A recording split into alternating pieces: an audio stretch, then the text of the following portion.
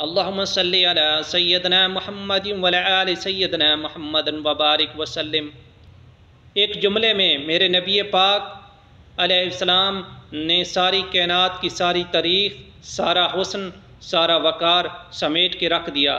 کریم رسول فرمانے لگے، ہر باپ چاہتا ہے اپنے بیٹے کو اچھا سے اچھا تحفہ دے، اپنی اولاد کو اچھا سے اچھا تحفہ دے۔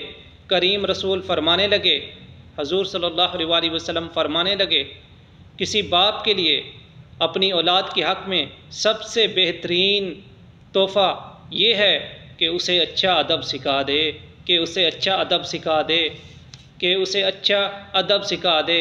اس کا مطلب یہ ہے کہ اس نے اپنی اولاد کو بہت کچھ دے دیا، بڑا کچھ دے دیا۔